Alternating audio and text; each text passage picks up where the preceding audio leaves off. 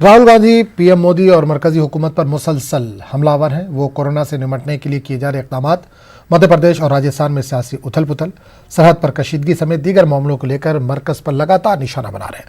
राहुल के हमलों का जवाब मरकजी वजीर प्रकाश जावड़ेकर ने दिया। इन्होंने पिछले 6 महीनों के दौरान राहुल गांधी की हुसूलियाबियां गिनवाई।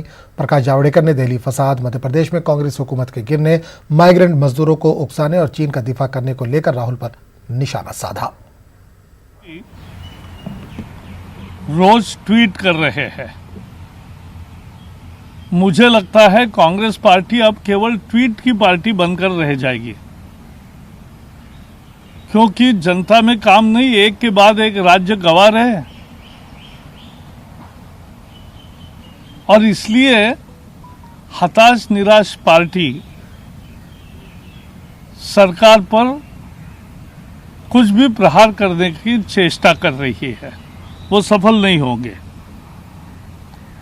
आज उन्होंने ट्वीट किया फरवरी से जुलाई तक क्या किया,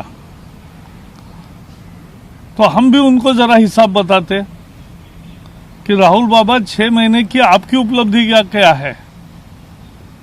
फरवरी में शाहीन बाग और दंगे, मार्च में सिंधिया और मध्य प्रदेश गंवाना, अप्रैल में श्रमिकों को उकसाना, मई में ऐतिहासिक हार की 6ठी वर्षगांठ, जून में चीन की वकालत और जुलाई में राजस्थान में पार्टी तबाह।